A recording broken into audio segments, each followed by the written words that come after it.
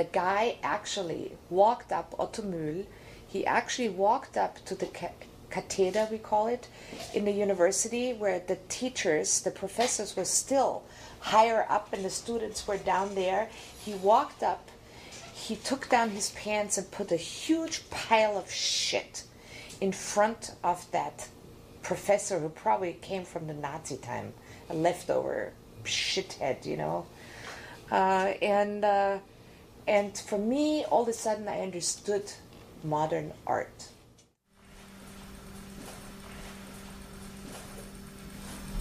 I don't want to talk about anything.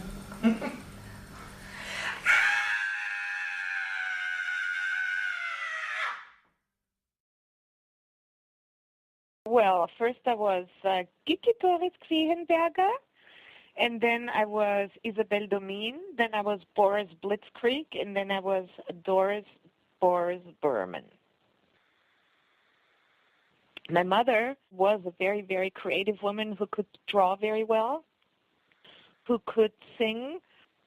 She also played the piano, and she wanted, when she grew up, she wanted to be a designer for clothes. My father had a PhD and worked in the healthcare system. He actually wanted to become a doctor, which he could have finished had he become a party member, and he refused to become a party member because he was very Catholic. When they shipped me off to my grandmother, I was completely left alone there. It was benign neglect, let's put it this way. I went and played the piano so loud, so much, and so wildly that the neighbors always wanted us evicted. I always was writing music, and I always was writing poems, and after a while I started putting the music and the poems together, and I taught myself the guitar because I had only piano lessons. My father had these metal canister.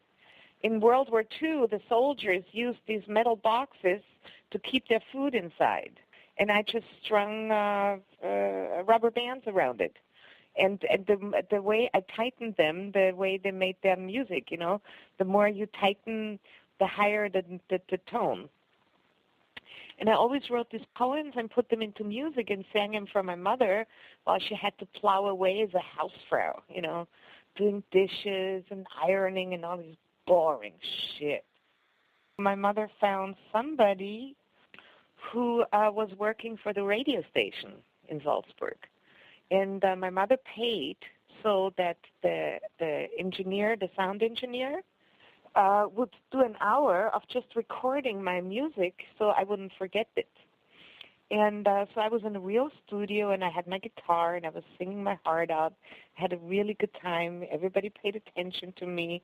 And all of a sudden, everybody grew very silent. And then they told me to come up, and I went up, and there was Gerti Barna. She made programs on radio for young people. She said, "Do you have time tomorrow? I'm going to do an entire hour on you on radio." Oh, can you imagine? And so they did a recording session for me in Munich for CBS in Germany. And I thought, all they want is my songs. I thought, I'm going to sell songs. How cool is that? I had a record contract with CBS. I had a contract for 1 LP and 4 singles per year. And the problem was I didn't want to be like a little singer girl. And they started writing pop songs for me, which I hated. All the studio musicians were these really cool, dope-smoking English guys. And whenever I had to sing a... Ich sitze auf der Kirchturmspitze, mache meine Witze über die... in the breaks, we always went out and smoked some dope together. So in the middle of my recording of my LP, I had already become a completely different person. Da sehe ich die Frau direkt an Alte, im großen Bogen um die Ecke geht. My first influences understanding modern art came from my older brother, who reported to me the real actionismus in Austria. Actionismus, started in somehow in Vienna in the late 50s. The Aktion part was ingrained in me because I come from the actionism. What is actionism? Actionism involves schism. And the schism is from traditional ways of making art and looking about art and thinking about art. Actionism, as the name suggests, puts the emphasis on action, on acts. Actionism began in the 1960s. 1962, artists like Rudolf Schwarzkogler and Hermann Nitsch were doing similar kinds of performances that involved the body, ritual, body fluids, the body as the site for creating painting and making marks and creating gestures. The idea was to find a surface for the execution of the artwork that could be anything except the traditional canvas or anything that was outside of the set of traditional art materials. Actionism arose in a context of similar movements in the United States and Europe, including Happenings in the United States, and Fluxus, which also was an American and European movement of artists who were doing similar kinds of things.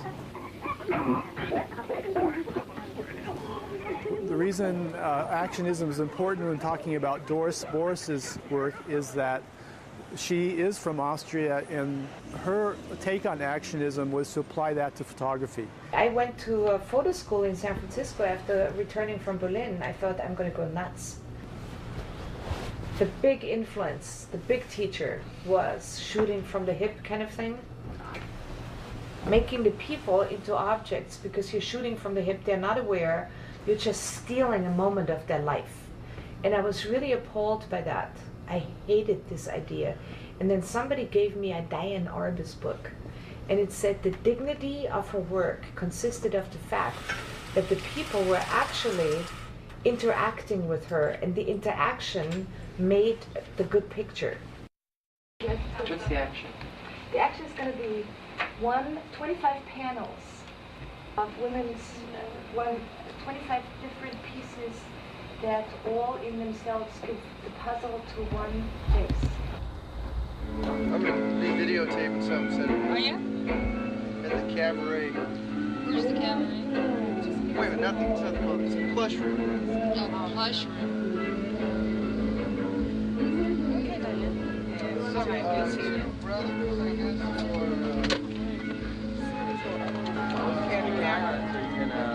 Maybe that guy can help us. Numbers wrap or what?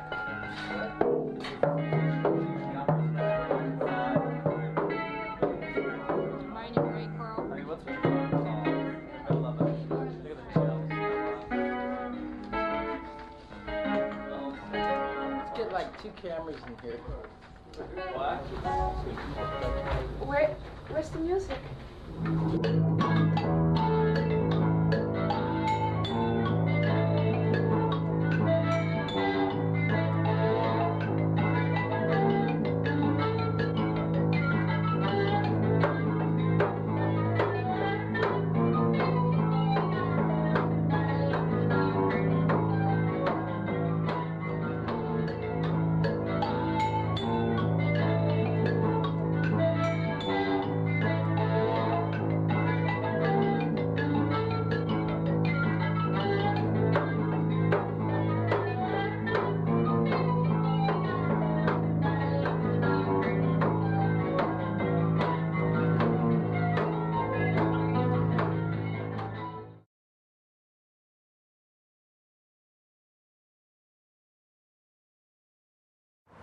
Technically, a photo action is when you do something and then take a picture of it.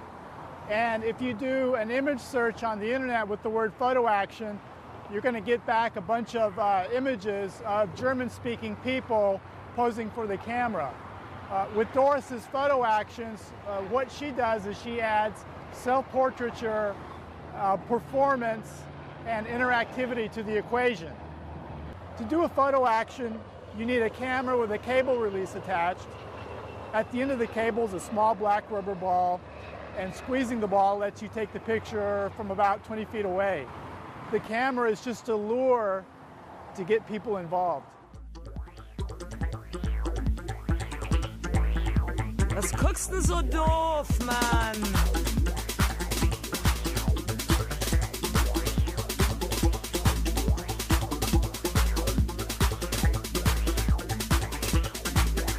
Was schaust du denn an? Mich? Mich? Mich? Bist blöd oder was? Was schaust du so blöd?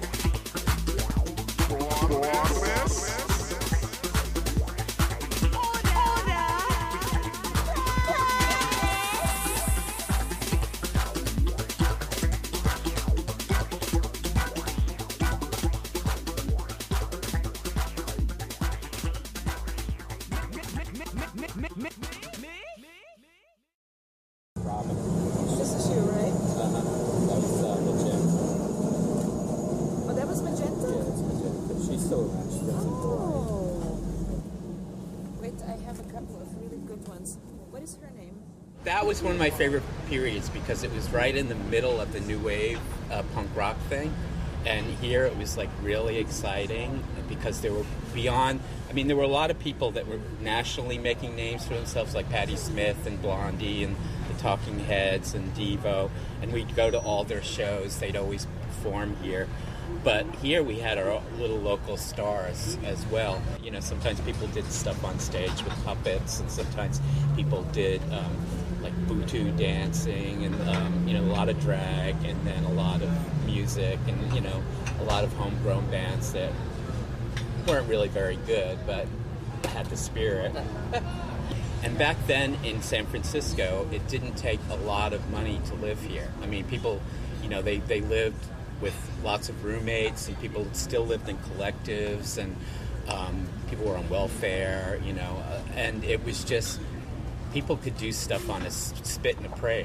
I mean, I made this whole movie for next to no money whatsoever, but there was just a real, like, vibrant energy that existed.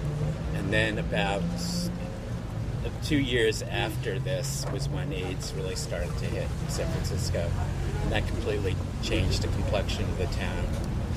We created it for ourselves, you know? We didn't have the financial hardships, and we did have the fuel of each other. We had safety in numbers.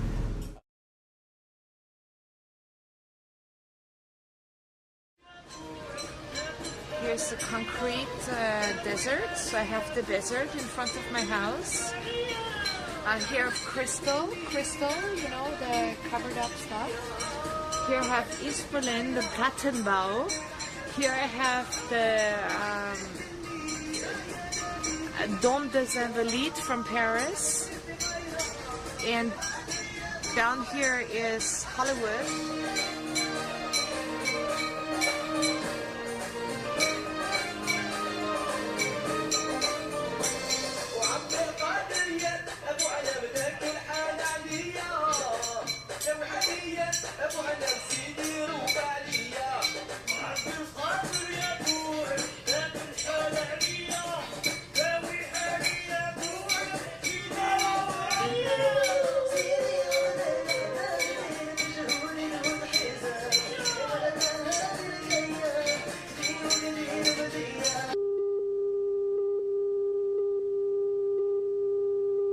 You want to hand me that wrench over there? You want to hand me the 93 millimeter? Adjustable. All right. This little garage in the Mission District is known as the Batcave. The man with the tools is known affectionately to mods hereabouts as the Batman. The Batman is an artist by profession, but when he got interested in old scooters, he found he had adopted a family. I'm more of a combination. I'm sort of a hyphenated career here. Grease monkey, yeah, father figure, parental figure, as well as sometimes psychoanalyst. Who are the mods? Well, they are a loose association of young people who wear a certain kind of clothes, mostly early 60s outfits which they buy in thrift shops, and listen to a certain kind of music, mostly early Motown, old rhythm and blues, and English rock groups of the 60s. Keep it bunched up. Stay tight. That way we don't get caught at the stoplights and we don't end up with a lot of stragglers. And they all ride motor scooters, mostly vintage Vespas and Lambrettas. The place I love is 1,000,000 miles away. It's too far for the eye to see. The music goes back to days when when the outlook was more positive. For example, the early 60s when rock and roll was just starting, when people were had a look forward to the future that was filled with potential, and the world, I think, was a little more understandable back then.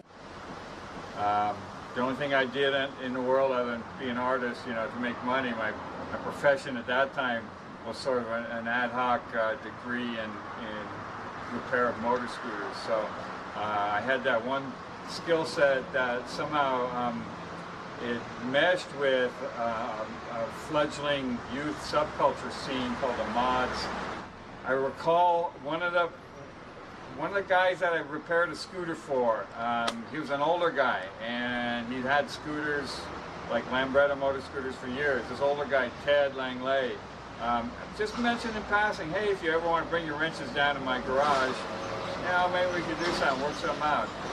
So in a blind panic, I give him a call and ask him if the offer was still good. He said, yeah, he's a jovial kind of guy, just really open, one of the most open and unafraid people I've ever met. Maybe the fact that he was a gun salesman down at the San Francisco Gun Exchange had something to do with his sense of security. But it turned out that it provided me a very large sense of security, knowing that he was up there and so on, because the mod scooter scene was not without its rough edges. You have to have an attitude too. If you're gonna be a stuck-up jerk, you might as well leave, because it's not where it's at. We're like, in a way, sort of outcasts. Mods, generally don't look all that freaky, but still, for some people, especially kids of our own age, like jocks and stuff, they'll look at us and just totally freak out because they can't handle it, and maybe they're even jealous. The scene was a rager. The folks in the neighborhood got to know us and gave us a little slack. Didn't call the cops every time more than 10 scooters was parked out in front, or we were testing engines, tuning them up and being a little noisy. You seem to be sort of the godfather of the local movement here. Sort of, you watch over it in a sort of fatherly way. Would you say that? Believe me, Bob, it fell in my lap, and I'm just trying to juggle it the best I can. It's a constant education for me. It's a constant source of amazement and interest, and I wouldn't trade it for the world.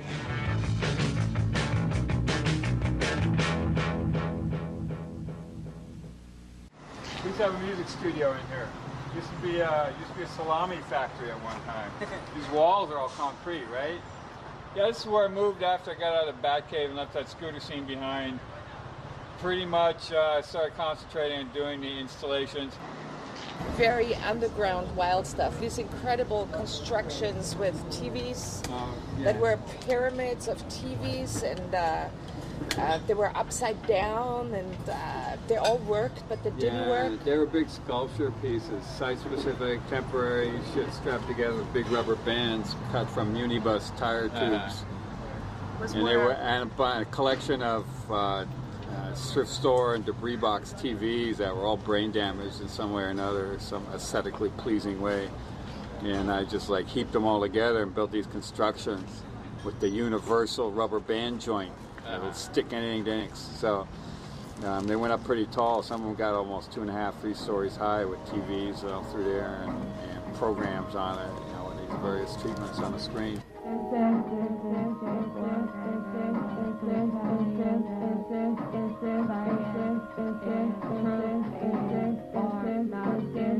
Our recording equipment was really primitive. Our first performances with Doris Boris was recorded on a Sony Walkman that was set up on a chair just in front of the stage. So the sound quality is abysmal, but at least it documented, our first event. And it's something that I've tried to rework and clear up a little bit, but it's still pretty noisy stuff, but I've never seen the bother out of it.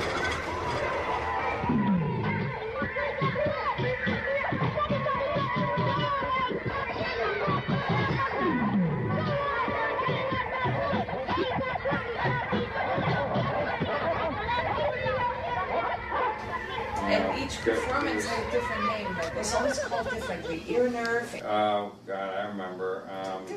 Just different. Cognitive dissonance was one. Car Part 5002 was another one we played under. It was, we named the performances too. Like we did one, Methane Spirals from Uranus, or Uranus. They would like lay their infernal things, and I would try to find the pattern, and then I would fit in. Yeah. And I would like do my.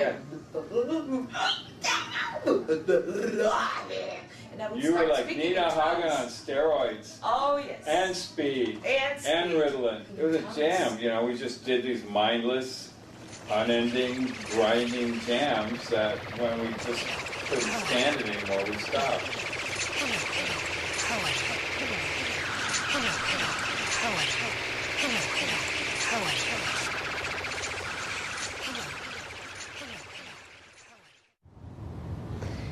As a photographer, I think it's really important to take care in how which you represent different cultures. And I think this is in different types of people, especially if you're coming from a different background. And I think Doris had an interesting way of letting the people photograph themselves, represent themselves. Photo action for me was coming as an untrained photographer and an untrained street-style artist was something new to me and was something that was interesting for me as a sociological experiment of putting these people in different environments, different points in time, and giving them different props. They're all different cultural background, different races. I went to San Francisco to interview her and to really just dig through her body of work because she didn't have anything online. And I wanted to see what she'd done. I just heard of her as more of a performance artist, and I was interested in her photography and mixed media work. So I went up there to check out what she had done, and I discovered this body of work that she had shot in the South Bronx in the 80s.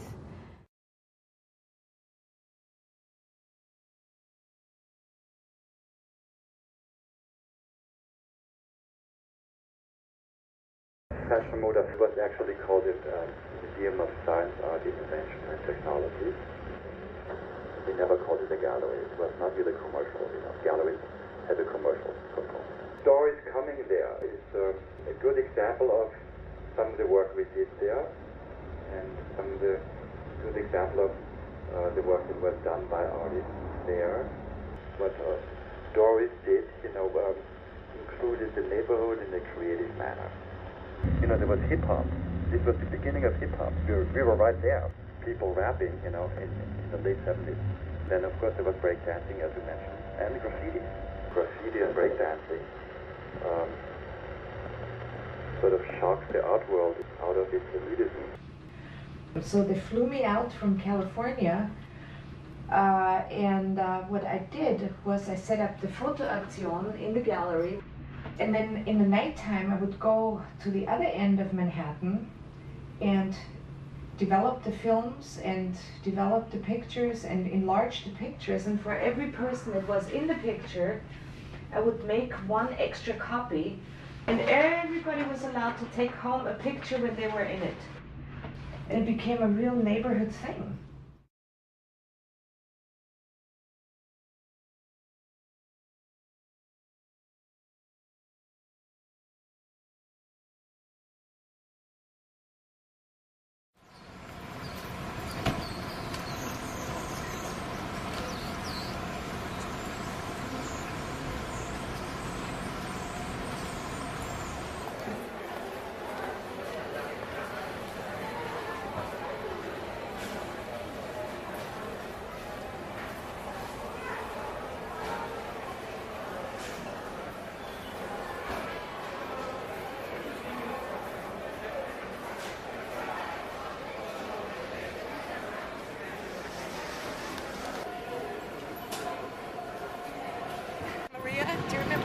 Yes, I remember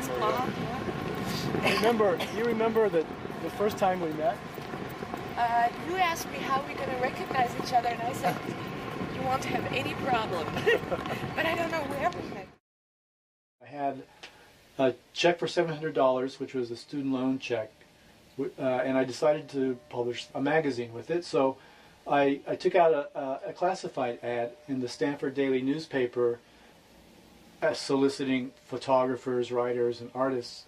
One day I was going through ads, and there was an ad. I want to put out an art paper, something with art and magazine. Who wants to participate? So I called his number, and it's a very polite young man on the phone. It's Perry Vasquez. And I said, I'd be interested. I want to contribute. I'm an artist. I have ideas. And he said, let's go and meet. So I asked her, how will I know it's you? And she said, you will have no problem. You will have absolutely no problem. A day or two later, I'm sitting in the cafe, and in walks a woman with big orange hair, very tall, wearing go-go boots, black go-go boots, fishnet stockings, a leopard print miniskirt, and a black leather jacket. And sure enough, he had no problem. And we were like buddies from the first second on. And I have one very good memory. It's at La Jolla or La Jolla. I took mescaline with a midget on a full moon night on the beach. He was really like what do they call him now? A vertically challenged person. He knew how to do peyote buttons so you don't get sick. And we did them together on a full moon at the beach. It was really beautiful, and I wasn't scared of him. Put them in a little plastic bag. And you pay $3. $3, and then you already have $5 inside. Wow.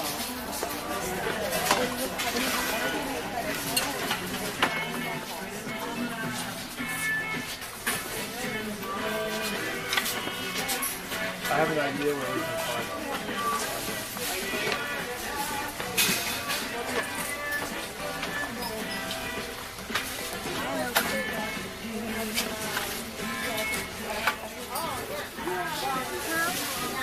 So if we have a dinosaur, if we have a baby doll, and we have a globe, we have a flag, a pistol is very important. I already had a machine gun packed. Maybe we'll find one here. We're going to do a photo action on Thursday. So we're buying props for it today.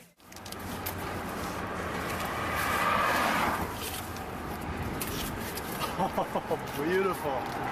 So I just grabbed a bunch of my son's. These are good? Ski? A donkey. Yes.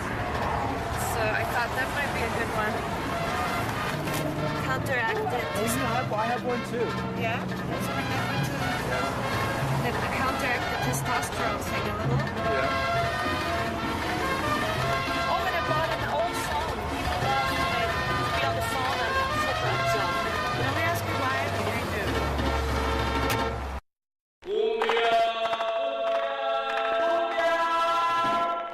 La cumbia nació en el mar de mi tierra colombiana. La cumbia nació en el mar de mi tierra colombiana. La cumbia se baila aquí, la cumbia se goza allá. La Colombia y en Panamá. Claro, para mi gente en Cúcuta. Juega gato.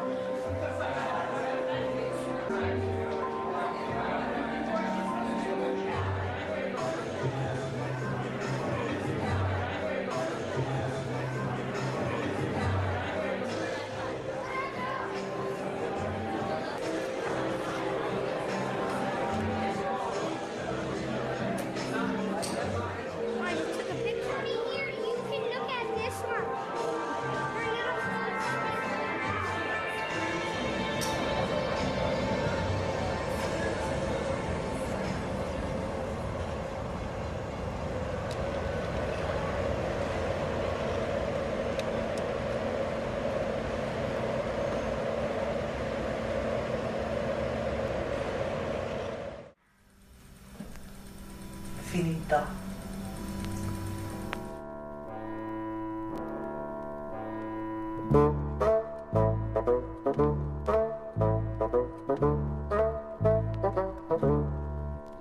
Ich sitze auf der Kirchturmspitze, mache meine Witze über diese Welt, muss lachen über all die Sachen, die die anderen machen, um das bisschen Geld.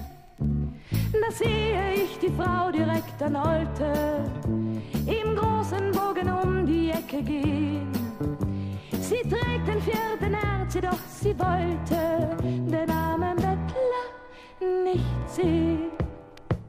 Und auf dem Bahnhof sehe ich eng umschlungen beim Abschiedskuss verliebt 2 Menschen stehen. Der Zug fährt ab, da sehe ich den Jungen zu einer anderen gehen. Da rasen durch die engen Straßen Autos und vergasen Tag für Tag die Luft. Das Mahnen derer, die es ahnen, dass die Ente platt, das jedoch verpufft. Ich sehe den kleinen Mann in seinem Wagen, die Großen leben gut von seinem Sprit. Er muss um jede Kleinigkeit sich plagen und hat nur selten Kredit. Ich höre aus Kellern harte Rhythmusklänge, die viele Leute einfach nicht verstehen.